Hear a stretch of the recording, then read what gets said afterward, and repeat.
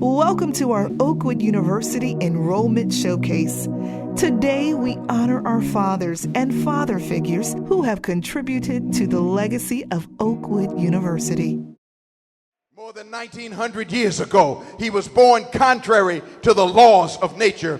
He was born on earth under heaven, but he was the Lord of heaven and earth. Can I talk about him tonight? Dr. Leslie Nelson Pollard is the 11th president of Oakwood University. President Pollard brings an extensive preparation in education and experience to his service and calling at Oakwood University. Because of his thirst for knowledge and understanding, Dr. Pollard has earned 5 degrees, starting right here at the university.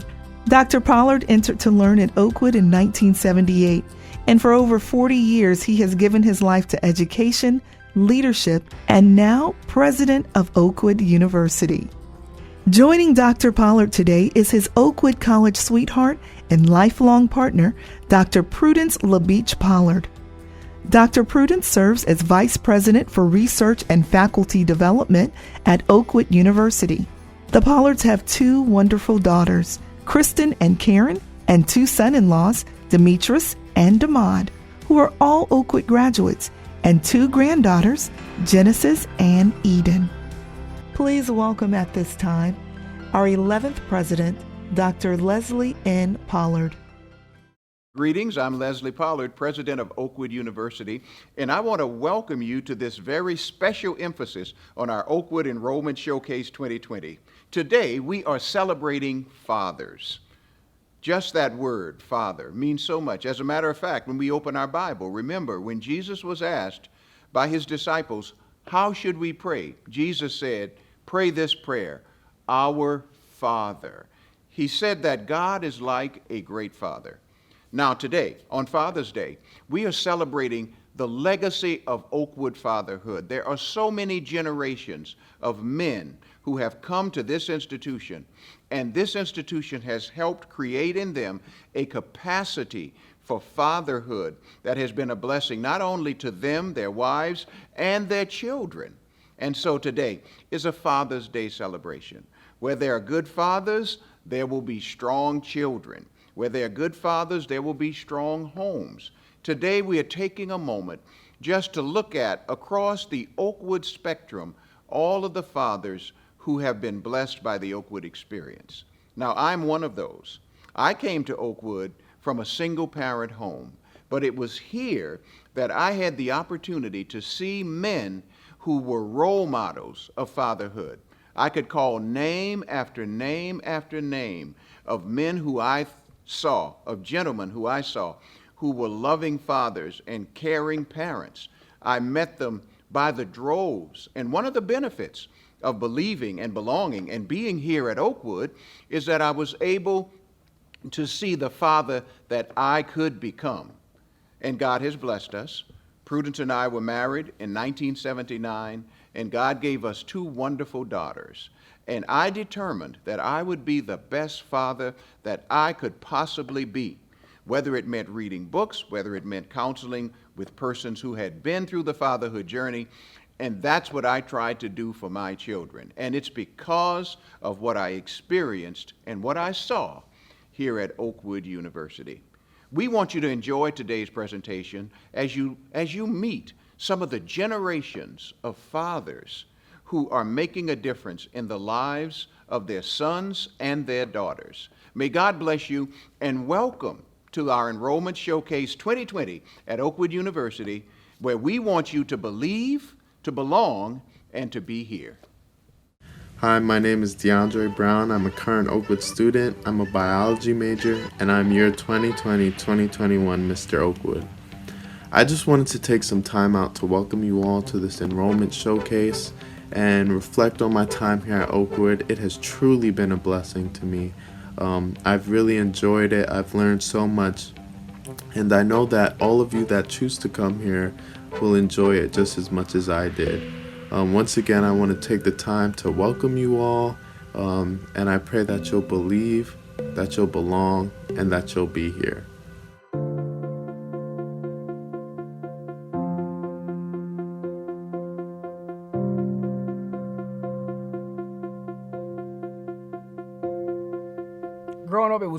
because I knew it wasn't normal to not have a dad, but it was normal because I didn't see too many around. I have friends who didn't grow up with their dads either, and I have friends who did. So for me, it was weird sometimes, right? Going to a friend's house where mom and dad is there. It was weird. I never really thought about it. Never gave it much attention, but it was weird. Now that I'm 19, the relationship that I have with my dad has taught me to not necessarily rely on like male figure. And that's how my whole like teenager life and still today, I was looking for like the wrong, I was looking for affection in the wrong places. Probably one of the first memories I have with my dad was, I must have been, and it's crazy that, you remember this at this age. I think it was even before I started school, but I remember I fell asleep on the couch. I fell asleep on the couch in the living room, and I remember my dad came, he must have been watching TV or something.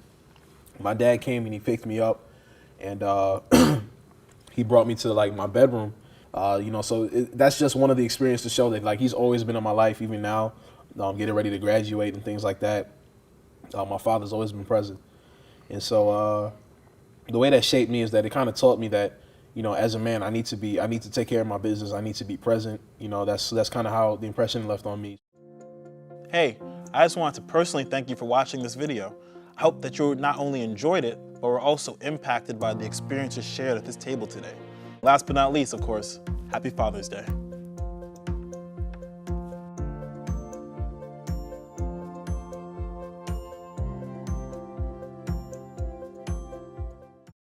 Joel Kibble, Organizational Management. I am Oakwood University. As we honor our fathers today, we also honor our legacy father and eldest alumnus, Dr. E.E. Rogers, who celebrated his 104th birthday. Hi, I'm Amanda Pitt with today's edition of My Oakwood Story.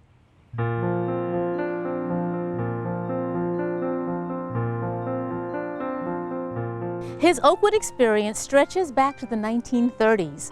He taught here for 3 decades, and his legacy can be summed up in 3 words: service, gratitude, and love. Today on My Oakwood Story, Dr. E.E. Rogers. My name is Ernest Eugene Rogers. I was born June 17, 1916, in Memphis, Tennessee. I first heard about Oakwood when I became an Adventist.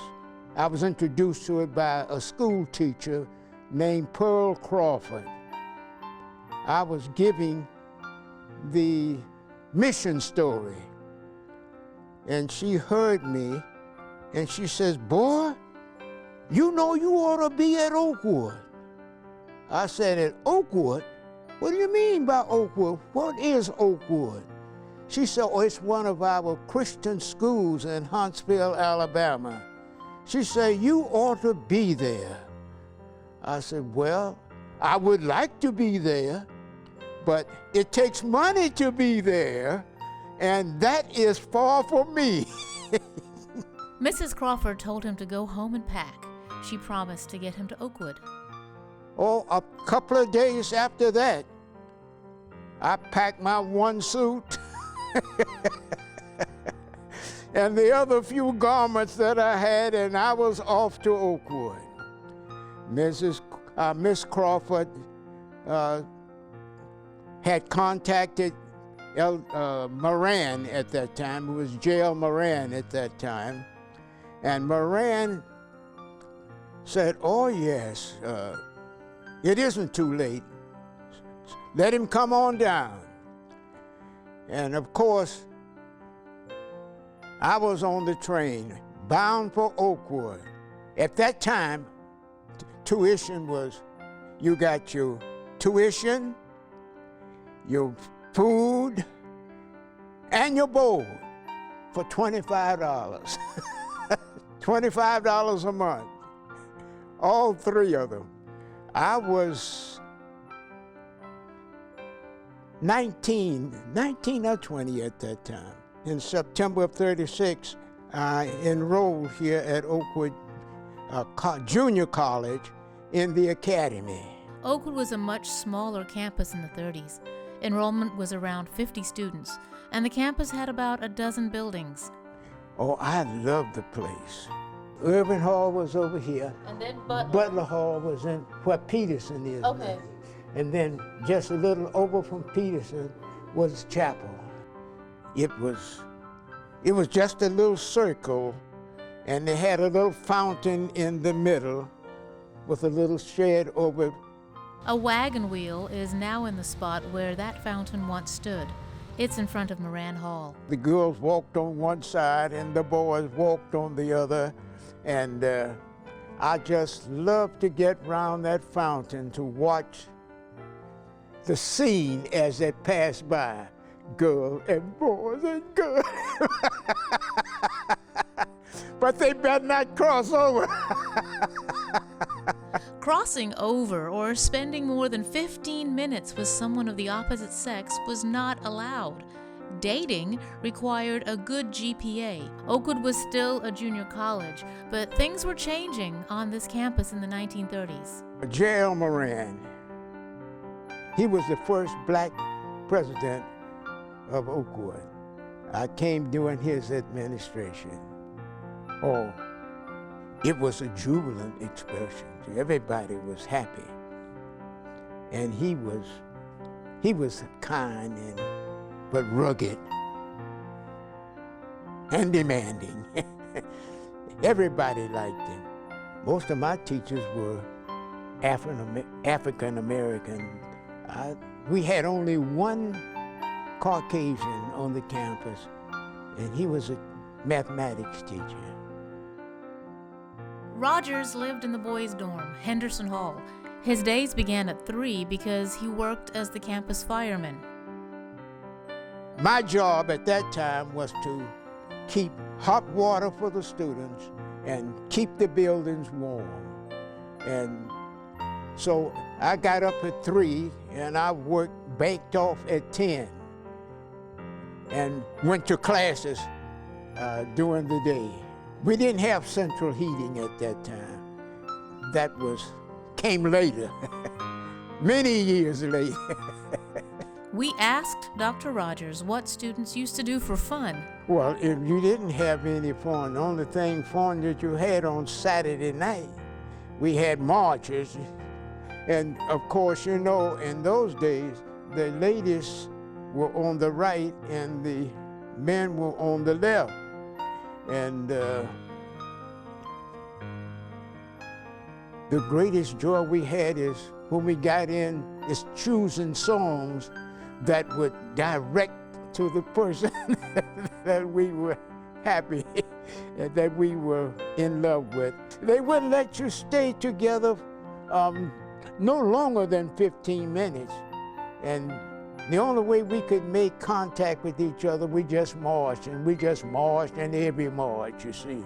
So we could hold hands and walk together. This was our greatest and biggest and best and only recreation at the time. One thing that remains the same here, friendships. Many are for life. Oh, everybody that I met became my friend.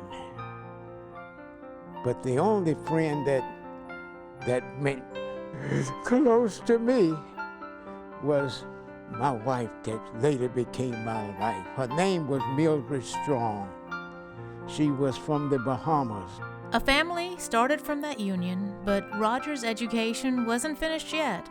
I've stayed here till my junior college, finished junior college here. I spent 5 years on the campus from 1936 to 1941.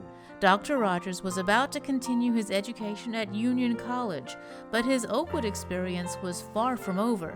Coming up, how he made his way back to the Oaks. Believe, belong, be here. I came back to teach after I had spent 2 years in the ministry. This is 1945 now. Elder Peterson is president of Oakwood. Well, at that time, I think there were about three students, only three BAs in the whole conference at that time. F.L. Singleton, Jacob Justice, and I. We were the only three BAs in the conference. The buildings that I taught in were Moran Hall and then Green Hall. They were the two main buildings that I taught in during that time. At the top of it here was, to the right, was our office. Rogers taught Daniel and the Revelation, Bible doctrines, as well as Greek. Well, at that time, the students, like all students, they tried to get by if they could. But you had to work with them, and it was important. I had a good time working with them because most of the students that had come, they came on the GI Bill. Some had not finished, graduated from high school. Here I am trying to teach a language in which they did not know their own language, and they couldn't distinguish the difference between a verb and a noun. And so it was an inventive thing for me all the way. I stopped teaching here in '79. But looking at Moran Hall, it all comes flooding back. All the memories of classrooms, the memories of association with my faculty and friends. When we come back, Rogers' legacy and wise words for today's students. My name is Patrick Miner, mathematics major alum. I am Oakwood University.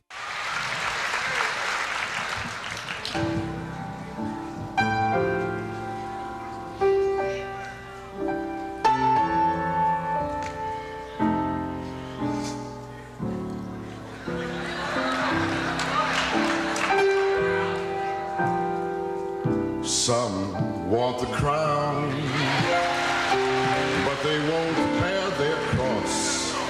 It takes everything to serve the Lord. Some want bright mansions, but they won't pay the cost. And it takes everything to serve the Lord. It takes your hands and your head and your heart. Yes, it takes your all. It takes everything to serve the Lord. It takes your time and your means and your prayers, lest you fall. It takes everything. Serve the Lord. Some wear his name while they still live in shame, but it takes everything to serve the Lord.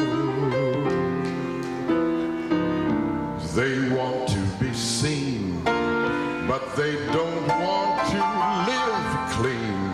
But it takes everything to serve the Lord. It takes your hands and your head and your heart. Yes, it takes your all. It takes full surrender to serve the Lord. It takes your time and your means and your prayers, lest you fall. It takes everything, everything, child, to serve the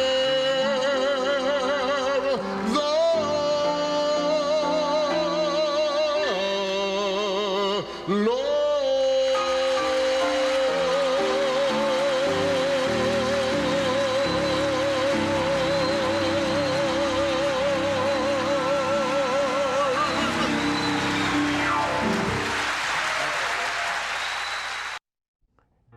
I think that the Lord has given me a rich experience. I have worked in 10 or 12 different conferences. I've seen people of all stratus, from up there down here. I have worked to make better every place that I had ever been. My legacy is for my children to try to emulate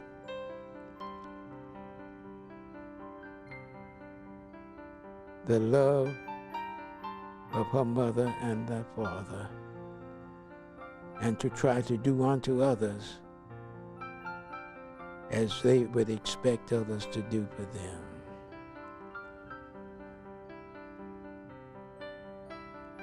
Oh, I want to leave them some money, of course,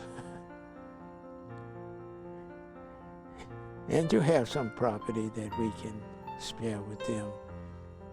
But the best thing is to see all people as having great potential and to do what you can to make their lives better.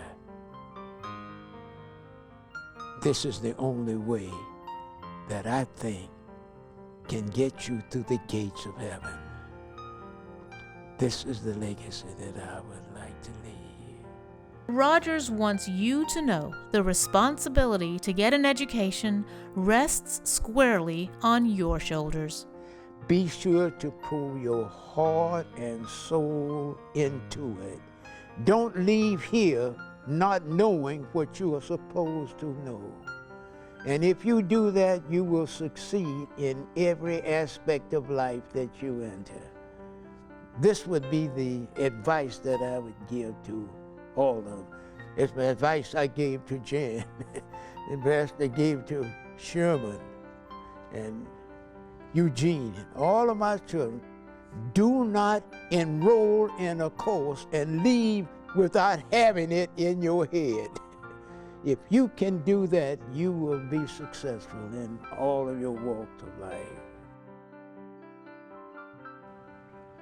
If you know anyone with an amazing Oakwood story, let us know.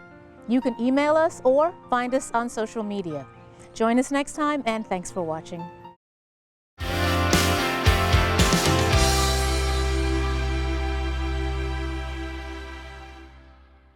Hello, Oakwoodites and friends. My name is Emil Parker, Director of Alumni Relations at Oakwood University. And last year we launched Oakwood Legacy, our initiatives to celebrate and acknowledge those families that are doing ultimate engagement in bringing back their children to Oakwood to attend. And so I am a second generation Oakwoodite. My father, James David Parker, was the first generation Parker to attend. And then I have here my son, Nicholas David Parker, third generation. And we're hoping that there's a fourth generation. He had a daughter, Ellie, is going to be fourth generation Parker attending Oakwood. And this is Father's Day. And son, happy Father's Day. Dad, happy Father's Day. Excellent, excellent. And we are Oakwood Legacy. And now I'm with my daughter, Gracelyn May Parker. and she's also a third generation Oakwoodite. And also a part of the graduating class of 2020. And so we need to encourage all our parents that are Oakwood alums. If you want to be an Oakwood Legacy, send your student to Oakwood and they will become an Oakwood Legacy student. And you know what? We are Oakwood Legacy. I always knew I was coming to Oakwood College when I found out that my father met my mother at Oakwood College. And then they pretty much brainwashed me into believing that's the only place to go to school. Once I received my call from God to be a pastor, I knew that was the only place I wanted to go. So if you're going to be a preacher, I recommend you go to Oakwood University. Listening to my dad talk about Oakwood College, the days he was there, and those great teachers convinced me that's where I needed to be. So I actually went to Oakwood and then came back to teach and then sent my sons. I believe in Oakwood. I always knew I wanted to go to Oakwood. My father went to Oakwood. My uncle went to Oakwood. My grandfather went to Oakwood. We have a family legacy that's attached to Oakwood. And guess what? I have two children, my daughter, Noah Lily, and my son right here, James Doggett III. And guess what? He is a future Oakwood alumni as well. We appreciate Oakwood for all the great memories, and we look forward to all of the future memories we will create. Believe, belong, be here.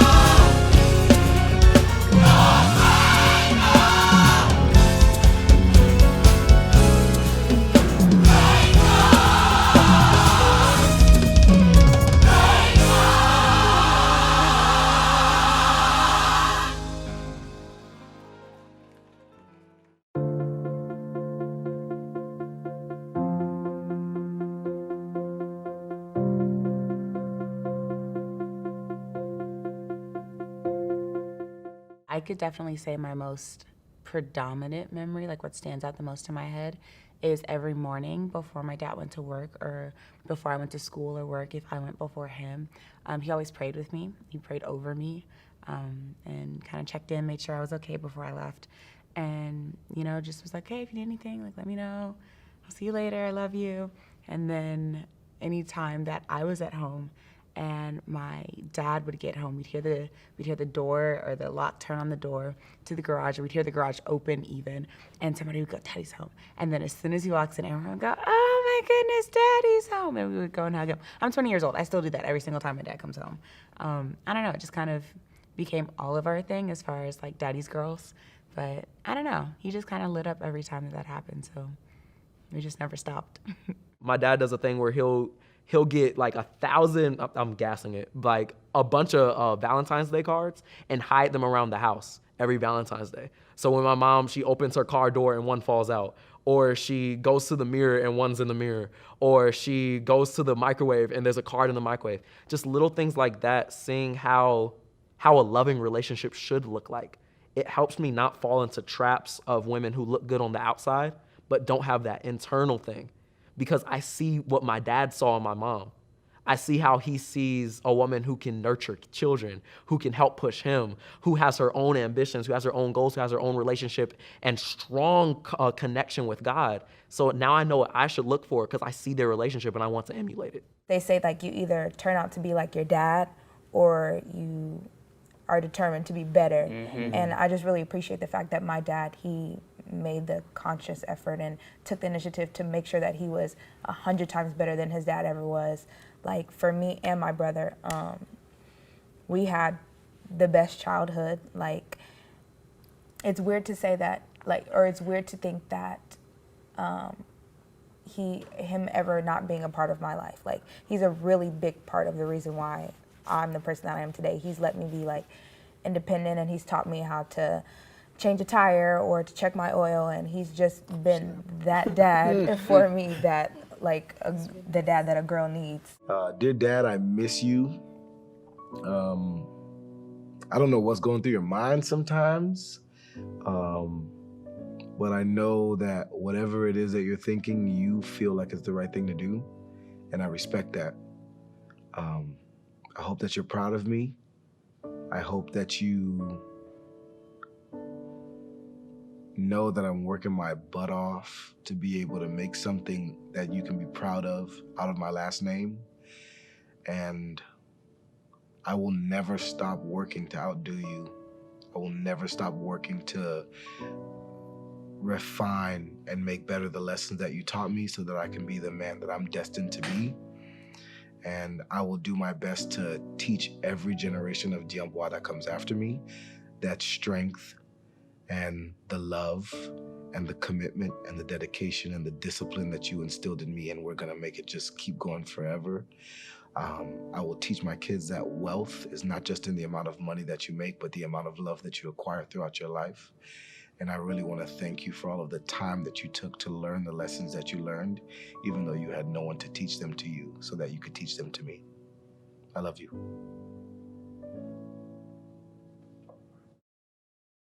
Hi, I am Tamara Young, an alumna of Oakwood University and a parent of a graduating senior. I am a strong believer of Adventist education, and I have dedicated over 15 years to this great work.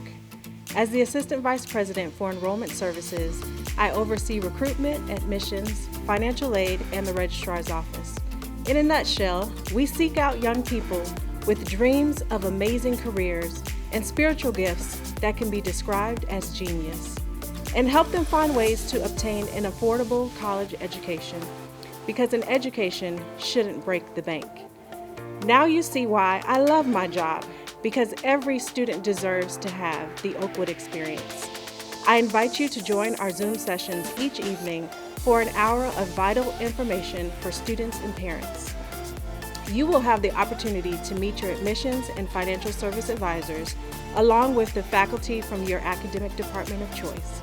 Our team is excited for you to believe, belong, and be here in fall 2020.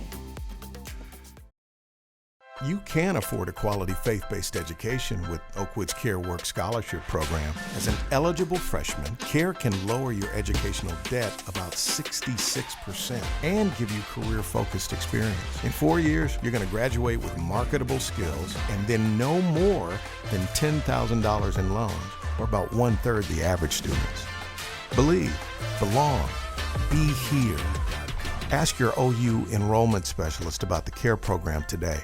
President Pollard stated in 2011 that his vision for 2020 was that Oakwood would return to its roots and recover its industries. Industries that would make higher education affordable for any student who desires to attend Oakwood. Oakwood University currently owns and operates 2 edible arrangement stores, Oakwood Memorial Garden Cemetery, Oakwood Farms, and Oakwood Farms Market, focused on supporting our students with scholarship opportunities. Oakwood Farms Market celebrates its grand opening on Wednesday, June 24th.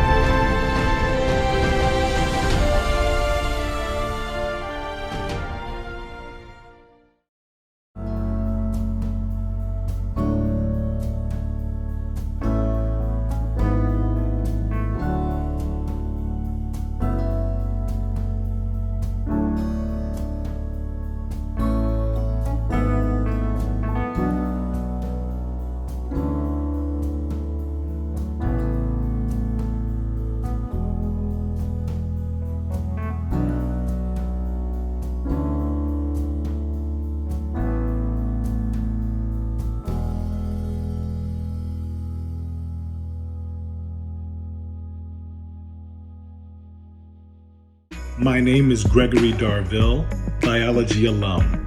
I am Oakwood University.